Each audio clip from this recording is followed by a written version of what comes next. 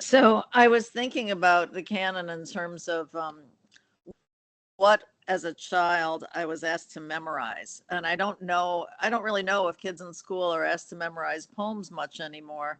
Um, but I know that uh, my my mother had memorized from the speech from "As You Like It, All the World's a Stage, and all the men and women merely players." And she had also memorized, and she could recite that her whole life. And she had also memorized that terrible poem "Trees" by Joyce Kilmer, which so she was born in 1922. So I'm going to assume that a lot of them were, everybody had to memorize trees, which until the end of her life, which when she didn't know who I was, she could still recite trees, which was strangely poignant. However, so I was born in 1962. I had to memorize the love song of Hiawatha, and which is right, which is a little bizarre. And Emily Dickinson's "I'm Nobody, Who Are You?" So those are two early poems that are memorized. I'm curious, what did you have to what are the first poems you committed to memory? I know you We have didn't too many. we didn't memorize poems in school, Mm-hmm. so they didn't. And then my parents didn't read poetry. Um, so I guess what happened is I didn't set out to memorize poems, but I read some poems so much, um, so often that I pretty much had them by memory. But I didn't. It the education I received just well, it was so bad in poetry, it's hard to call it education. And my parents didn't care, so there was nothing presented to us to memorize, and Mm-hmm. it never occurred to me to memorize poems um, until I went to college, and then I found myself memorizing them because I read them so much. I just looked over and over again, and I guess the first poem that I memorized accidentally in high school was Robert Frost. I've been acquainted with the night. And then the first poem that I memorized in college, as a freshman in college, was a poem by Gerard Manley Hopkins, one of the so-called terrible sonnets, I wake and feel the fell of dark, not day. But I didn't set out to memorize it. I just set out to, I was so struck by reading it. And I kept reading it, and then I go, oh, can't believe it. This thing is a sonnet. Mm-hmm. Wow. I mean, he's not writing his feelings down the way I'm writing down mine. He actually made this thing into a sonnet. So I ended up memorizing it accidentally. But I think that when you memorize poems, you obviously have them with you. And when you memorize them from an early age, as you did, you have them for life. Um, and it's a puzzling situation when you take a really bad poem like Trees that your mother memorized, and then she has it for life too. So there must be something in it.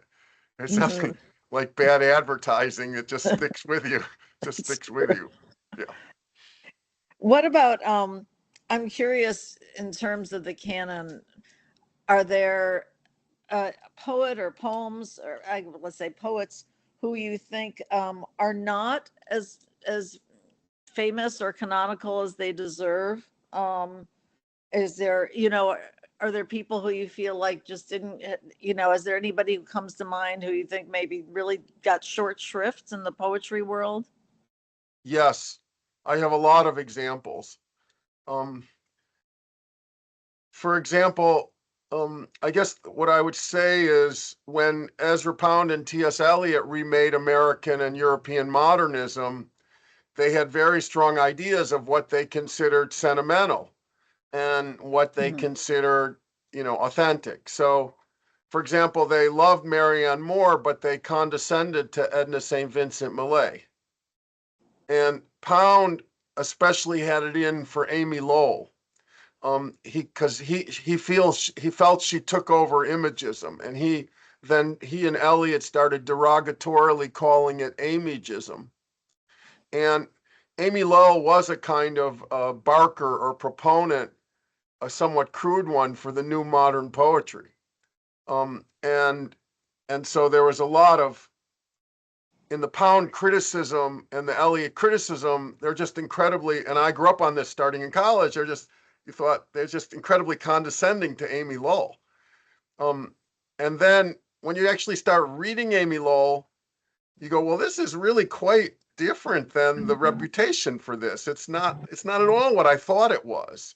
Reading, say, Pound's great explicator, Hugh Kenner, is just completely dismissive of Amy Lowell. And so, I didn't know better. And then I started reading Amy Lowell, and these are incredibly delicate poems of same-sex love. And they don't at all read the way that Pound and Eliot had dismissed her. And then there's a whole group of female lyricists of the 1920s. The most famous, I suppose, is Louise Bogan, but also Sarah Teasdale, Edna St. Vincent Millay, Leonie Adams. And these poets wrote rhyming formal poems. They were influenced by Donne, but they were also influenced by Shelley. And they were romantic poems, very well crafted formal poems. Well, Pound and Eliot had absolutely no use for them. It wasn't until I read a tremendous essay by my friend Evan Boland about Edna St. Vincent Millay that I began to understand that Millay was a much more radical poet, not formally, but instead of the woman, as it historically been, women had been the subject of love poems, but Edna St. Vincent Millay makes herself the speaker, the desiring one, and the muse is the male figure. Well, that's an incredible reversal of the traditional roles. And so I began to see in these poems by Eleanor Wiley and Sarah Teasdale and others a radical rethinking of gender roles, but not formally innovative. They used traditional forms. And so they had just been written out of the canon. And so in my work, I've tried to I wrote this book called The Heart of American Poetry, where I had choose 40 poems for the Library of America and write full-length essays about them. And so I chose Amy Lowell as one of the people. And, I've also sort of, trumpeted these female lyricists in the 1920s who I feel have been unjustly treated. So I think that you're aware of the canon, and then you read widely for yourself, and you decide if you think something has been unfairly excluded and whether you think you should be making the case for it. And I've found many people like that. It's interesting to me because I, for one, even with Millay, I still had, my education also still had a little bit of that, like, oh, Millay, so it's interesting that you say that, because I really like her, but I would feel like I was not trained to like her, that I liked her sort of almost like a guilty pleasure, which is sort of ridiculous. Exactly. As if it wasn't intellectual. Yes. And that's what happens. That's what happens in the canon. And then, I don't want to speak too aggressively about this, but we know the canon was also racist. Mm-hmm. And we know it was also misogynist. Mm-hmm. So, I just think all those things need rethinking. This is not to say that I don't think Eliot and Pound are, remarkable in their own way. Mm-hmm. It's just say that the critical formulations were exclusionary. As you remember that in Heart of American Poetry, I write about this around William Carlos Williams, because I was having trouble in college understanding why William Carlos Williams hated T.S. Eliot so much. Mm-hmm. He said in his memoir, he said that reading The Wasteland was like seeing an atom bomb destroy the world. And I thought, oh, that's wild. The Wasteland is like The Wasteland is like the greatest poem. To me, it was the greatest poem of the 20th century. So why does William Carlos Williams think it's like an atom bomb? Mm-hmm. And to understand that, and I started looking into it, to understand that you have to dial yourself back to the 1920s. And in the 1920s, American literature was a very contested space. Like, most critics of English literature considered English literature the literature, and American literature was just, Van Wyck Brooks in an essay called Civilization in the United States in 1922 said American literature is a very sickly plant that grows out of a sickly soil. This was the same attitude that Henry James had, where he felt there could not be an American novel, that America wasn't thick enough socially. And he was right for what he called for the European novel that he wanted to write, which was the novel of manners. And so I think Henry James is a great novelist.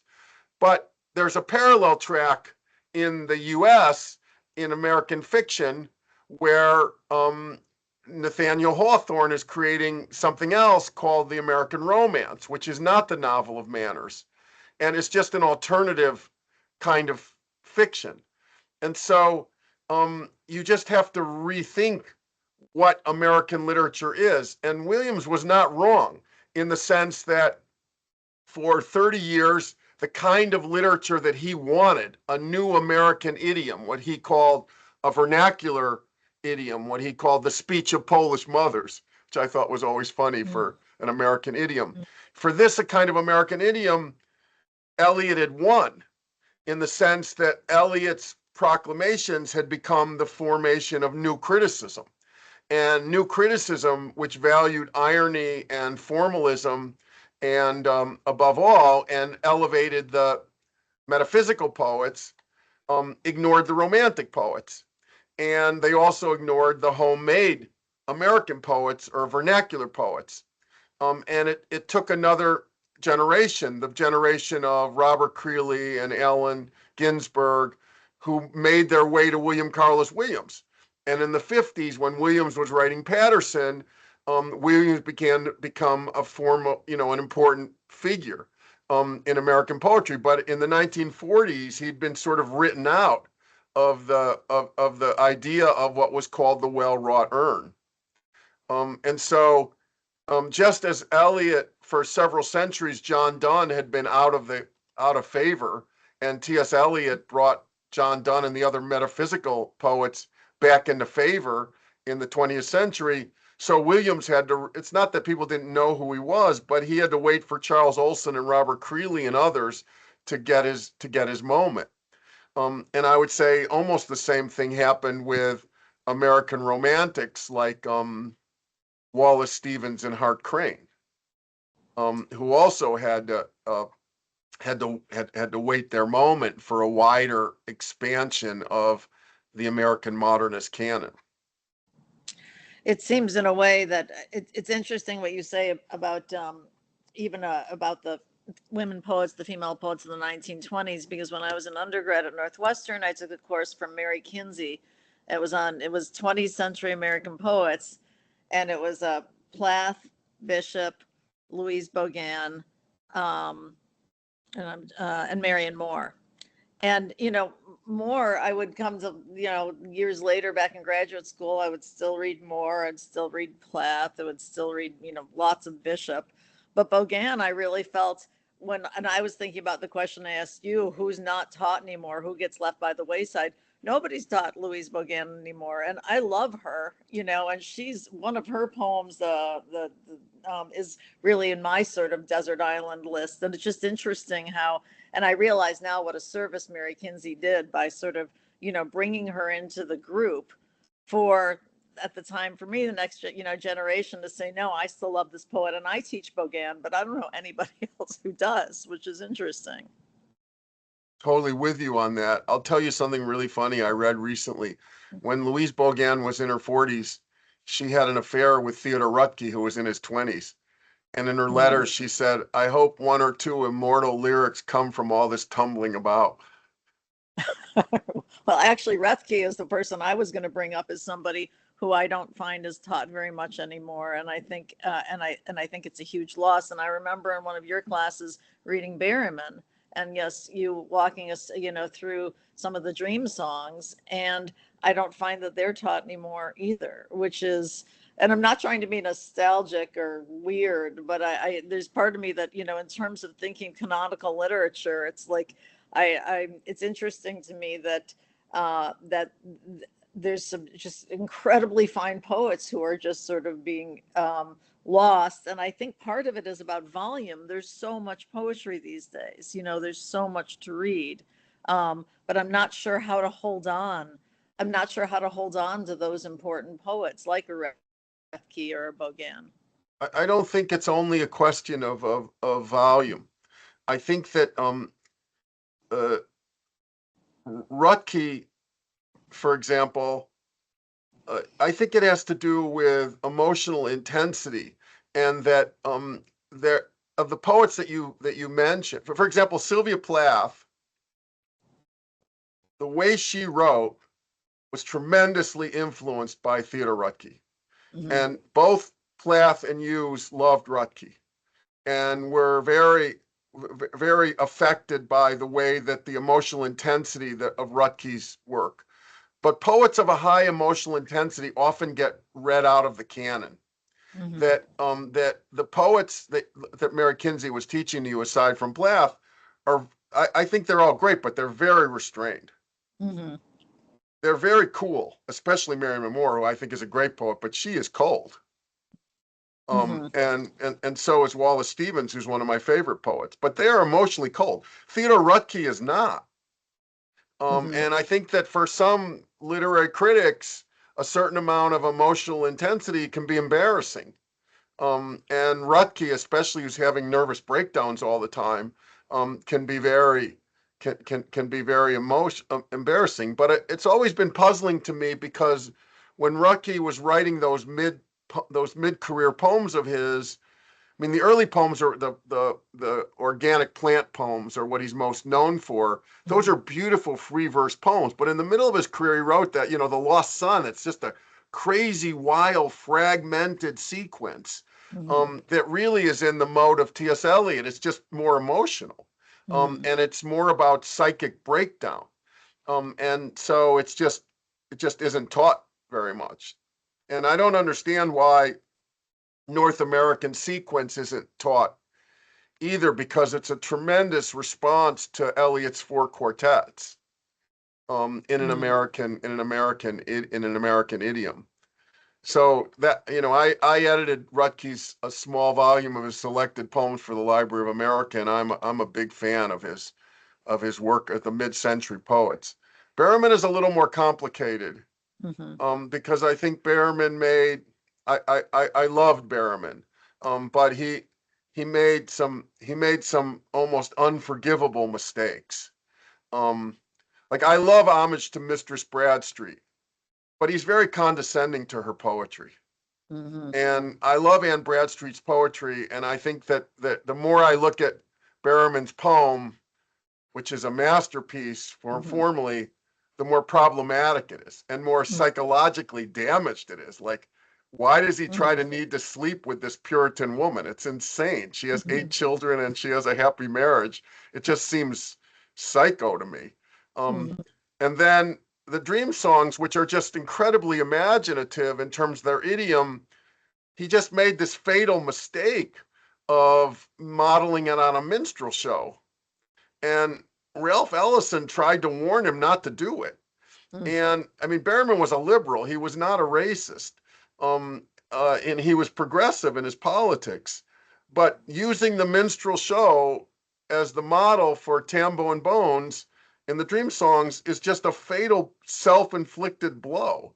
And it wasn't necessary, but he did it. And so I think it's just made it harder to read many of his poems. But he's an incredibly imaginative poet, creative formally, and the way he works the issues of diction are almost unparalleled. The way he uses Hopkins and Yeats and creates this fractured American idiom is just really something special. And I love Love and Fame, those late poems of his.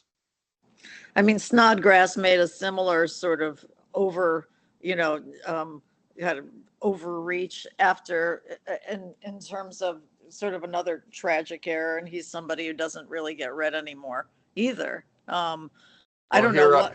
Here I agree.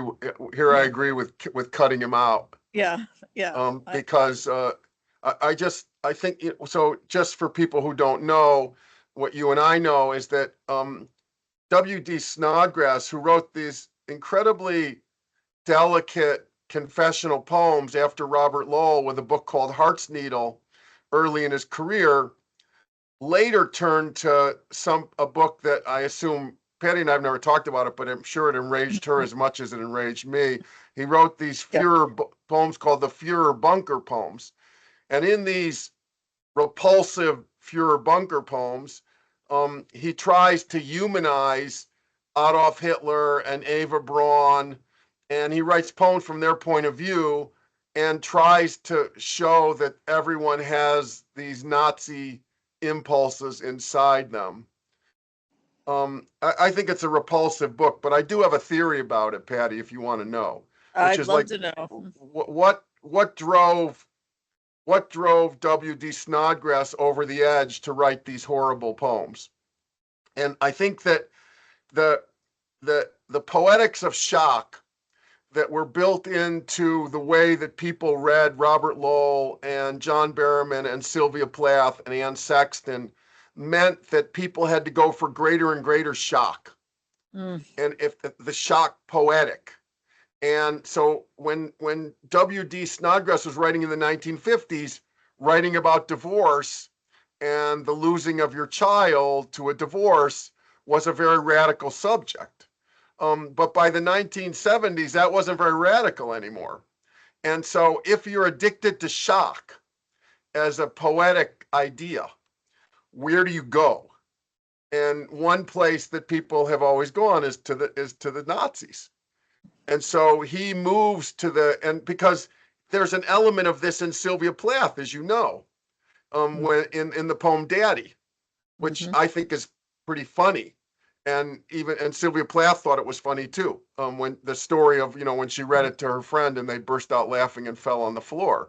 By comparing, her father to the Fuhrer, and then to her husband too. But it's a kind of comic nursery tale in Plath, but Snodgrass takes it as something sincere. And I just think I don't think he was personally anti-Semitic, but the project itself is an anti-Semitic project, unintentionally, I think, because he's so addicted to shock. For one, in Plath, it's one poem. It's Daddy. Yeah. It's Snodgrass. It's a whole volume. It's a whole commitment, but you just think about, why did he need to press down on that? And I think it's because he's picking this one element in Plath to try and go further. And I think it was an aesthetic, but even more, it was a human mistake. In interviews I've read with him about confessional poetry, he's, clearly disgruntled, about the whole assignment, not only of the term, but also in the interviews there, I think, the very human emotion of jealousy comes through, in these interviews where clearly, and so, which is, I can understand that, but I agree with you. The book was horrible and I was horrified to read it. So it is interesting, in terms of the canon, what you have to do, to get written out. And but you're also reminding me of the issue of the poet who writes one great poem, or the poet who writes one significant book. When you go back and read Heart's Needle, it doesn't hold up very well, in my opinion. Yeah. I loved it when I first read it in college, but now I think it looks very slight. And so, whereas, you read Ariel, when you first read it, it blew your mind, just blew the top of your head off. You read it now, it still does that, but just in a somewhat different way. Yeah. I teach a 20th century, a post-World War II American poetry class. I taught it in Romania and Iași, and I taught it again this spring back in Long Beach. And I and rather than excerpting, I just had my students this semester read Ariel, and they were still, blows your mind, which was wonderful. I want to hold off on my desert island question and pivot a little bit to Eastern European poetry. And it'd be just because I know that you've invested so much time and love into, into a lot of Eastern European poets and history, and and so I'm curious about who I was thinking, and when we were talking, and I can't help I think of Milosz and Szymborska and Adam Zagajewski, and then we the Polish poets, and then the Russian poets, Svetaeva, Akhmatova, Pasternak, Mandelstam, Joseph Brodsky, and then in Romania, as we know, as I think I said and told my students, I said, wow, there's a remarkable amount of Eminescu statues in throughout Romania. But I'm curious what you think about the kind of Eastern European canon, how what you've seen of that, how you've seen that sort of shift and evolve, where you think that's going, or kind of just I'd like your point of view on that. First of all, I want to say that in my 20s, how I got onto this, which is in my 20s, I started looking for, because I had been a child of modernism, and I started looking for an alternative to a kind of poem that was promoted by Eliot and Pound, because they love coldness in poetry. Now, their own poems are not actually that cold, but they were proponents of this, and they considered anything too emotional sentimental. And I was looking for a poetry that had greater emotional intensity, but still tremendous intellectual integrity. And this is how I stumbled upon Czesław Miłosz. Like, okay, you can't outdo this guy intellectually, but these poems have a lot of heat, especially his poems right after World War II, and his early book Rescue. And this sort of opened me up to looking for other figures, both in Eastern Europe, especially, but also in Latin America, because this is when I also discovered the Peruvian poet Cesar Vallejo, and the Spanish poet Garcia Lorca, and the Spanish Civil War poet Miguel Hernandez, and I found Octavio Paz, and I found a whole other alternative canon for myself of something outside the range of Anglo-American modernism, and it was tremendously helpful to me. And that's how I sort of started moving around the world, and that's how I found Paul Celan. And that's why, as you know, you've listed some of my favorite poets. I found these 4 Russian poets that I like so much from the 1920s, Akhmatova, Pasternak, Mandelstam, and Svetaeva. And then I began looking into their criticism and their essays as well. And then I started finding friends like Joseph Brodsky, who sort of pointed me in the direction of things. But I guess what I'd say is that the difference between a canon that you're reading in translation and a canon that you're reading in your native language is a canon is always curated, but a canon that you're reading, or works that you're reading in translation, are even greater or even more curated, because I guess I would say there's a kind of dialogue going on in poetry all the time between what is being exported and what's going on internally in the literature. And what's getting exported is always different. It doesn't mean the poets that are being translated or that are more international are not valuable or great. It means there's another conversation about them and about poetry going on in the country. So, for example, when I first read Tristan Tzara, I wasn't thinking about him as a Romanian figure. I was thinking of him as a European figure of Dada. And it wasn't until later that it began to see him in a Romanian, you might read him in a Romanian context. The same thing with Paul Celan or Rose Auslander. I didn't initially think of them in a Romanian context. I thought of them in a European international context. So the thing that really brought this home to me is the example of Irish literature, because we grew up reading Yeats, and the poets of the Irish Renaissance. But then when you start reading the Irish poets themselves, like what's going on, they all refer to Patrick Kavanagh. So like you read Seamus Heaney, and Seamus Heaney keeps referring to Patrick Kavanagh. And you go, why? I mean, we hadn't read Kavanagh at all. And it's because Kavanagh didn't export. He stayed in Ireland. He was not international. He wrote for an Irish audience.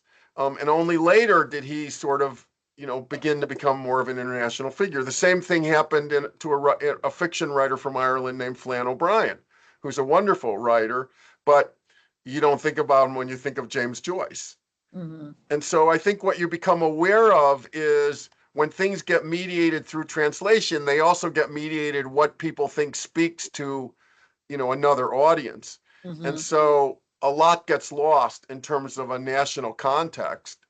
Like when you go abroad, and when you think about American poetry, you go all over the world, and the poets that people mainly know are the beat poets.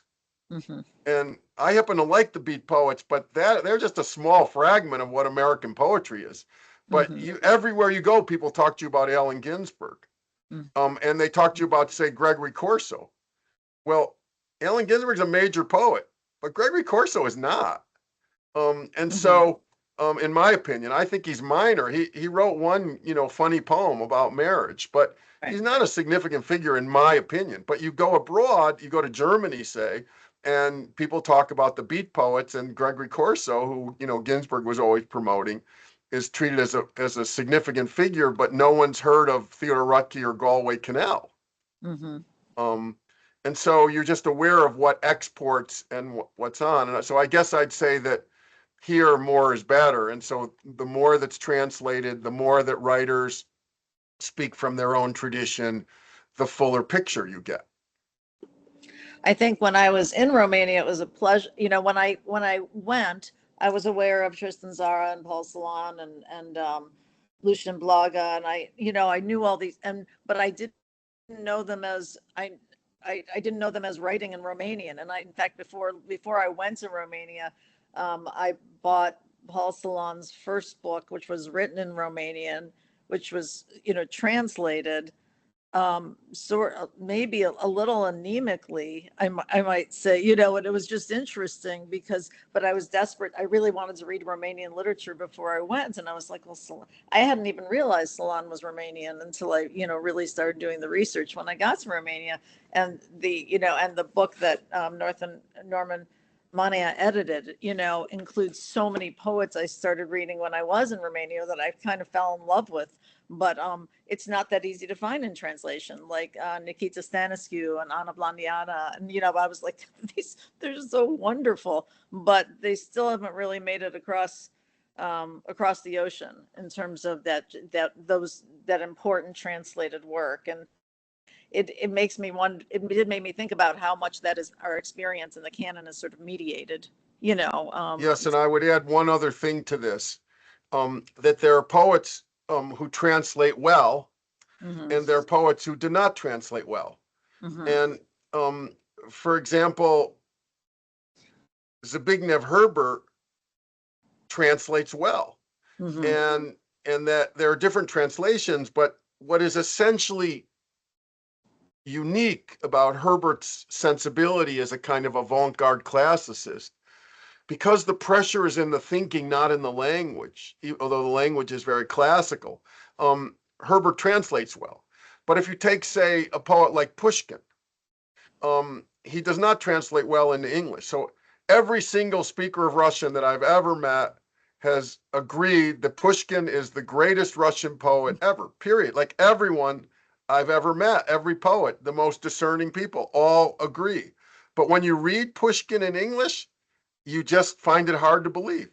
He does not translate well. There are decent translations, but something about the sensibility doesn't come through in translation. I would say the same thing about Heinrich Heine, that Heine is just a great German poet. But if you read him in English, you just find it hard to believe. This combination of a certain kind of ironic sensibility with a simple formal language just doesn't translate well. And so here you just have to take it you just have to take it on faith Mhm. on certain poets because they just don't read well in your own target language. And I think one of the reasons the Polish poets have had so much success on our side of the pond is because they translate. I mean, they're great poets, but they also translate well. Mhm. It's interesting because in terms of bringing up Herbert, I reread this book. This is Mr. Cogito by all the time, and I can't even it's one of my favorite books, and I teach it to my graduate students. It's not easy, but it's so wonderful. But I do feel like I don't have that feeling like I'm missing something from reading it. I know I'm missing something intellectually. I know it's not pure in that sense, but it's so effective in English that that had made me realize that's an interesting idea, that some poetry is just more yielding to um, both intellectual and kind of emotional accuracy in I mean, translation. rhyming poetry, often just doesn't translate. Mm-hmm. And I think that, so I think that the plain style, the Polish poets, because, when Rózsewicz and Miłosz began to remake Polish poetry after the end of the war, they're rebuilding poetry from the ground up, and they often say that they would be ashamed of a more complicated language. So the richness of the thinking but the clarity of the language makes it more translatable. Mm-hmm. Whereas you can translate Akhmatova, but you often lose the rhyming. Mm-hmm. And I used to have disagreements with Brodsky about this because he liked translations of Akhmatova because they rhymed, and I would say, yeah, but they're not good poems in English. Mm-hmm. And the better poems, the better translations by, say, Stanley Kunitz, Mm-hmm. he didn't like much because they didn't rhyme. But the rhyming poems just didn't actually they didn't actually work well as poems in English. So there's also that. I mean, whenever you're translating it, you're also reading something different. Do you feel like I read a few translations of the Duino elegies, and I love all of them. Is that just because I do you think those just translate well? Whenever I read one, especially the first elegy, I'm always like, oh, this is a great poem, So, do you think it just translates well, or it's just, or it's so idea and it's so lyrically powerful that it sort of transcends the idea of a good versus a excellent translator? There are poems, and you've hit on one that just come through in all translations. I Mm-hmm. mean, Dante's like this too. I mean, Mm-hmm. there are things there are translations that I like better than others. Like Mm-hmm. I like the Al Poulan translation, which is more American idiom. Um, I like Mm-hmm. the um, I like the Leishman and Spender. Mm-hmm. The only one I don't like is a David Young translation because he translates Rilke and he uses a line from William Carlos Williams, this drop three ply line. To me, it just doesn't make any Oh, sense. He hmm. comes through in all, Rilke just comes through in all, Yeah. in all translations. So I just think, but some of Rilke's rhyming poems don't, Mm-hmm. earlier on, but the Duino elegies, like the sonnets to Orpheus, maybe not, don't Mm-hmm. come through in every translation, but Mm-hmm. the Duino elegies certainly do. Mm-hmm. Mm-hmm. Um, Let me turn on to the idea that this is sort of a horrible question, but a couple, sort of in terms of a personal anthology, any desert island poems, that you would want, and I actually think this is sort of I was thinking about this for myself.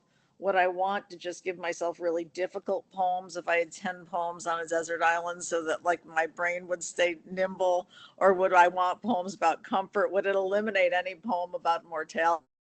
Because after all, I'm on a desert island. Why do I need to be reminded of death?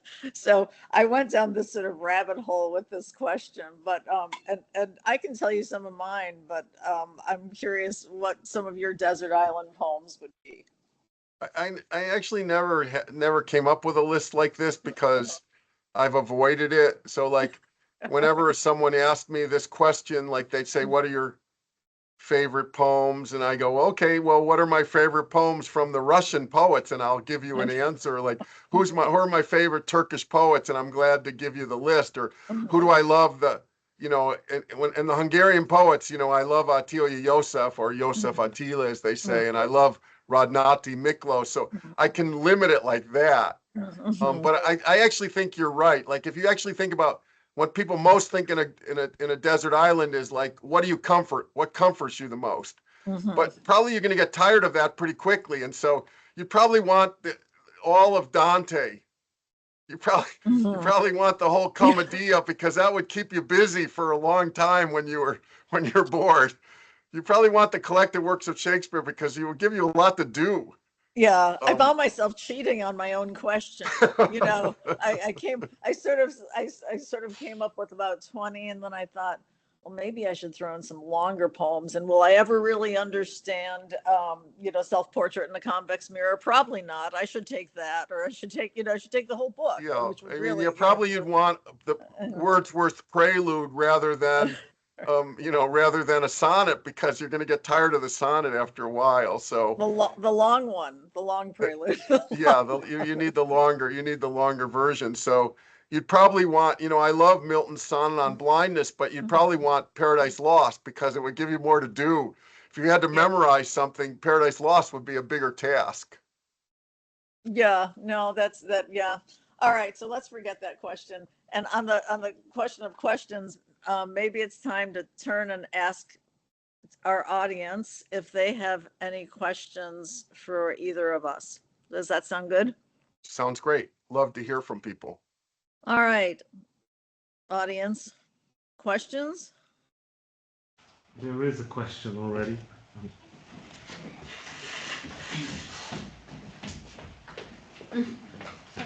Where's the camera? Okay, so it's just the regular camera. So first of all, hi, Professor Seyburn. My class misses you, by the way.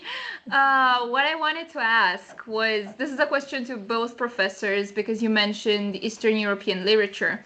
So when looking at poetry from poets that have lived under oppressive regimes, is there a sense of holding back in their poems? So it's the fear of the oppression that they're going through, or other characteristics that can tell you that these are people living under this type of regime. And then my second question, which is from all of my colleagues, is if Professor Seyburn has gotten around to reading the book that we gave you from Max Blecher. Yes, I have read the book.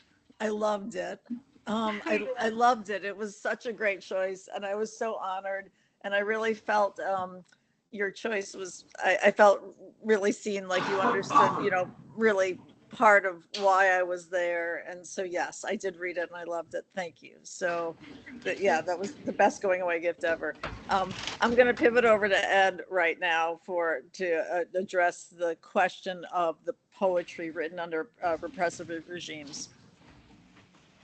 I think the answer is that poets writing under repressive regimes almost always write in code, and it's a question of cracking the code, because they have to get through the censors, and sometimes that can be difficult, and sometimes there's no code, but in general, I think that if you look at, say, Akhmatova's poems and how they changed under Stalinism, you see that she begins to write in code. And one of the ways that poets, and Herbert is like this too, because he's writing before Solidarity, he's writing under a pretty repressive Soviet regime. And what people often do is write about classical subjects, and that the censors, because the censors are not very learned, they don't understand that by writing about something classical, you can also be talking about the contemporary moment. And so what you find is people writing historical poems that seem to be about 3rd century BCE, or the reign of Augustus, or something like that, and that this becomes the this becomes a kind of code for, or commentary, subtle commentary on the contemporary era. I would say that in another vein, sexuality has often worked like that too. Like alternative sexuality, historically, poets also wrote in code because of the fear of consequences. And so I would say that under any kind of tyrannical government or social norms, poets resort to writing in ways that can that obscure the actual subject. And it can often make for really surprisingly great poetry. I once remember a conversation between George Steiner and Joseph Brodsky. And Steiner was making the argument that repressive regimes are better for poetry because it forces poets to write in more complicated ways to avoid social commentary. And Brodsky wouldn't have any of it. And what he said was, but liberty is the most beautiful thing of all. And I've always remembered that you don't want to be on the side of the authoritarians because it makes better poetry. That's just stupid and inhuman. But under repressive regimes, poets have often resorted to very creative ways to write poems to comment on contemporary events. Good question. Patty taught you well. They were easy. I want to follow up a little bit with that and say that when I studied 18th century female poets who were writing around the time of Edgar Allan Poe, and in fact who were in the sort of orbit of Edgar Allan Poe, there's a poet named Frances Osgood. Women poets often then they wrote about flowers incessantly, as though their lives were just surrounded by flowers. But there was a lot of veiled code. There were a lot of coded messages in those flower poems. There's some really very feminist, some very progressive sentiments, and a lot of anger and in those poems that are in these, and they're very gorgeous. They're very, I mean, obviously they're not free verse because they're 18th century, but you see, you can really see the code in there. And Osgood was in, a lot of them were in sort of, Poe's orbit, So I think that's interesting that writing in code has always sort of been a way of kind of expressing oneself under repression. Ed, I wanted to just ask you, did you feel like, knowing Adam Zagajewski and his work as well as you do and did, in terms of like an earlier book of Adam's like Canvas or Tremor versus a later book like Mysticism for Beginners, do you feel like there was a difference, and did you feel like the work sort of opened up in some sense or became less coded? No, I think you have to go back further. Okay. Because if you look, by the time we started reading, Tremor was the first book of Adams that was translated into English, and that's a book I read in, I guess, 1985, and that's when I started lobbying the creative writing program to hire him in Houston, and that's how we became friends, because I made the argument that if we waited until 1986, it would be too late, that everyone would know about him and he'd go to Harvard. But I go, but we know about him now and we can hire him. But so that's where I began. But I would say that, Adam already was thinking about solitude and solidarity then, and the conversation between a more anarchic idea of poetry rather than a social justice idea of poetry. But in his early work, that wasn't translated yet, he was an oppositional poet. And he began by writing poems that were very socially engaged against the government. And there were a whole group of poets who became part of Solidarity that wrote in this way, and some of them never changed. But then Adam, went into exile and moved to Paris, and he began writing poems not just against the government, but also about philosophy. And also, as you know, he loved music and poems about music. And these were the first poems I responded to. There were also politically engaged poems, But in his much earlier work, which you can find in his selected poems, examples of it, they have a kind of raw energy, but they're pretty simplistic. They're just completely oppositional anti-government poems against the empire, basically. And so by the time that we came into contact with him, he'd already made this switch or change, and as opposed to strictly oppositional poetry, which I think he probably would have continued to write if he had stayed in Poland. Great, thank you. Other questions?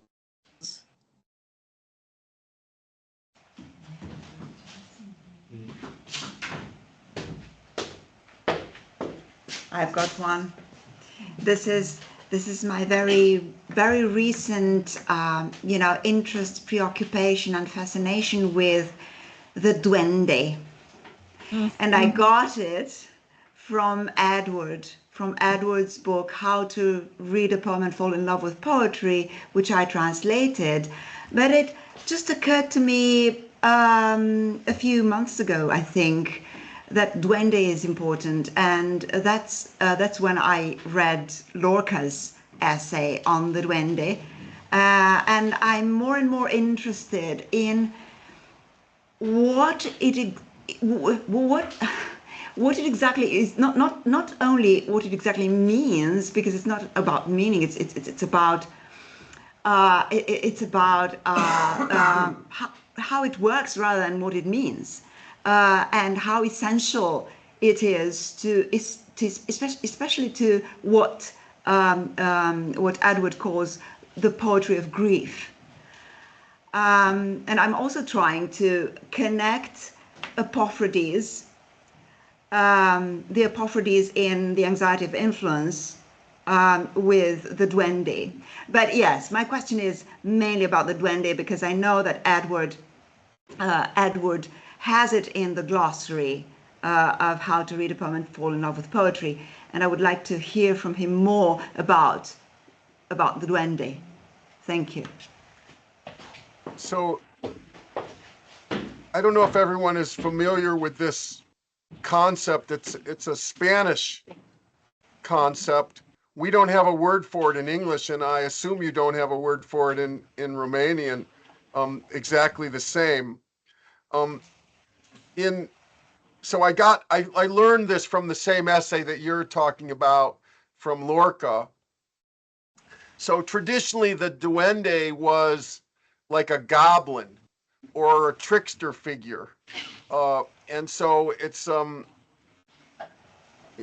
like a little demon that like steals your keys or hides things or causes trouble. There's like sprites in Shakespeare, basically. But Lorca, and in Andalusia, where Lorca's from, duende means something else.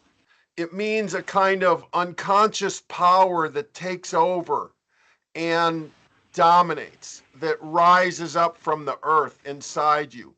And it's, in Lorca's notion of it, it's something like artistic creativity in the presence of death, where a force from the unconscious drives through and takes over the poem and remakes it or reshapes it. And the thing that's crucial in Lorca's idea of duende is that this is not just an art form for poetry. It's in every form. So it's you hear it in flamenco music, or you see it in Goya, in the dark paintings, that this force that drives through and takes over the poem. And so we don't really have a concept for it in English, but it was very helpful to me and instructive to me, because it draws attention to another crucial element that is there not just in Spanish poetry but in all poetry. So say someone like Robert Graves in England says that henceforth, whenever I speak about poetry, I will speak about the conscious and unconscious elements together. because there is not one without the other in the making of poetry. And one of the things you might say that distinguishes poetry from, say, essayistic writing is a kind of associative thinking. And the kind of associative thinking or poetic thinking that you get that's different than other kinds of thinking often is related to impulses driving through from the unconscious.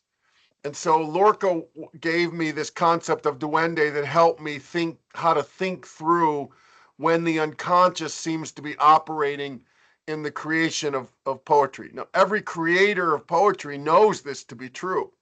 Every creator of every art form knows this to be true, but it's extremely hard to talk about critically. And so the concept of duende gives us a sort of formulation to talk about something that we see, something demonic operating in poetry, but that we find hard to identify. You can see it, say, in The Wasteland. You can see it in the poems in Ariel. You can see it even in a rationalist like Goethe. This helped me think through certain classical poets, because one of the things I began to feel is if you just rethink the nature of Romanticism and Classicism, you go, well, Romanticism is something that embraces the duende, and Classicism is something that represses it. That the classical poets are terrified of unreason. And in the great classical poems, you feel the presentation of someone pressing down on this unconscious. Like, so the more you read about, say, a great 18th century classicist like Samuel Johnson, and then the more you read about Johnson in, say, Walter Jackson Bates' great biography, the more you discover that Johnson was terrified of madness. And the great rationalist poets, like, say, Alexandru Pope, terrified of madness. Louise Bogan, who was a formalist, terrified of madness. So, whereas certain romantic poets like Theodore Roethke, they go right towards it. They embrace it. And so this gave me a way to think, duende gave me a way to think about a kind of what's operating in terms of the unconscious and the consciousness in the irrational. And then I guess the only other thing I would just say is I would distinguish between French surrealism and Spanish surrealism, because the French surrealists embrace the unconscious, but they're emotionally pretty cold, especially Breton. But the Spanish surrealists, like Lorca and Hernandez, they embrace a certain kind of emotional intensity related to the unconscious. And that gives the feeling of why the poems by Eluard or Aragon read so differently than the poems by Lorca and Hernandez and Rafael Alberti and other poets of the Spanish Civil War. Wonderful question. Thank you. Well, thank you, Edward. I wanted to, is there another question out there? Because if not, I'll pivot. But any more questions? Our students are very shy. I don't remember them being so shy, but yeah. but It's Zoom. It's Zoom. It's Zoom shy. Then let's pivot for one last question, and then we'll let you all go on with your day. In terms of temperature, Ed, the kind of warm, cool, what you're talking about, that the classical poets and that immense anxiety about madness, about sort of the overrunning of emotion, so therefore, I mean, in terms of bringing it back to canon and even to your book, with 100 poems and the focus on grief, I love Philip Larkin. He's one of my very, very favorite. I know he was kind of a cruddy person, although I've also heard I've heard and read accounts to the contrary, which is interesting, but let's say he was sort of a terrible person in a sense. I love his work. And I think of that final line of the poem, what will survive of us is love, and I know that one could argue that last line of that poem, is it sincere? Is it ironic? Is it, I don't know, but I wonder, is that something that you feel drives a canonical work? What will last in poetry? Not necessarily love, but do you think that sort of warmth is what keeps poems and allows poems to sort of enter the canon even now, versus as poems fall and poets fall out of the canon? Do you think temperature is an element of that emotion is part of what sort of brings us and allows us to remember poems, and even just brings us back to poems that maybe had fallen away? I mean, is that a component or no? I mean, it might be a component for you or me, in terms of what we want to read, but I don't think that that's how the canon works. Or that I don't think that emotional temperature defines what will survive. But those are poems I want to read. I'm thinking of something related to what you're talking about, which I would just change slightly. And I think it's Eminescu says somewhere that it's important not just to think about literary values, but human ones, or humanity, or humaneness. And that this seems to me something important in terms of carrying on the humane purposes of poetry, because we know that poetry's often been used for inhumane purposes. It's not that every poet is a good person. It's not at all the case. Nor has poetry always been on the correct side of history. Many times poets have not. I mean, many poets embraced fascism, for example. There are some really embarrassing moments in W.B. Yeats, where he's writing, lyrics for the black shoes, for black uniforms in Spain, because if the Germans opposed the English, then Yeats thought they were, good. It was good, the enemy of my enemy. There are a lot of really, Yeats's politics, work some places, but in others they do not. And I wouldn't want to. I don't want to go with the politics of Ezra Pound. That wouldn't be good for us. So it's not as if poets have always been, good political thinkers. They have not. But I like to think that in the long arc of history, it's not so much about warmth and coldness, but about humanity and inhumanity. And I like to think that poetry stands on the side of life, and that the arc of the canon, the arc of poetry historically, are poems that help us to live our lives. And I think that's what contributes to poetry. Some poets contribute to poetry because they made formal innovations that leave a mark in poetry itself or in the literary canon. But the poems that I read, not just for classroom reasons, but for personal reasons out of the canon, are poems that I think have a spark of divinity within them inside what is human. And I think I'd like to opt for the humane side of literature. Thank you. I'm good. Ed, you good? Yeah, I'm wonderful to see everyone. I wish we were together in person. It would be more fun. Absolutely. Donna, thank you.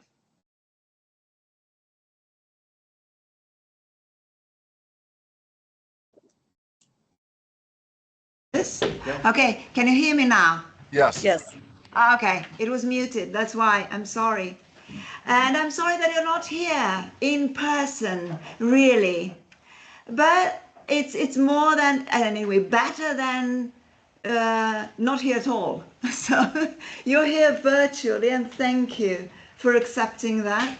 Thank you for giving us this wonderful opportunity of listening to you talk to each other. And by the way, Daniel, my very young colleague, asked me, because he didn't know, he didn't know that Patty, you were Edward's student. And it's true, you were his student. which is, I think, a wonderful example and a wonderful lesson of what, this job is about. It's not a job, it's a mission, really. It's about continuity, and it's about mentorship. And that's what we need to continue doing here as an academic community. And we are an academic community across the pond, aren't we? That's why I consider myself the grandfather of Patty's students, because so the students in Iași are like my grandchildren, because Patty was like my daughter as a student. So yeah, so that's how I feel like I'm related to you there, like, yeah, channeling it through Patty. So you're a proud grandfather, right? Exactly, I'm a proud grandfather. Love the question about the code. Great. Thank you so much. That was Wonderful the last, to see you. actually wonderful, absolutely wonderful, heavenly to see you. And this is actually the last panel we're having. It's not a panel, it's a plenary session. Thank you for being with us virtually. And looking forward to having you here in person in the future. Look forward Thank to you. it. Absolutely. God willing. Hey, Thank you, Pat, Don. wonderful to see you. Wonderful to see you, Patty. Yeah, Thank you. ditto. Ditto. Bye, everyone. Bye, everybody. Bye. Be well. Thank you.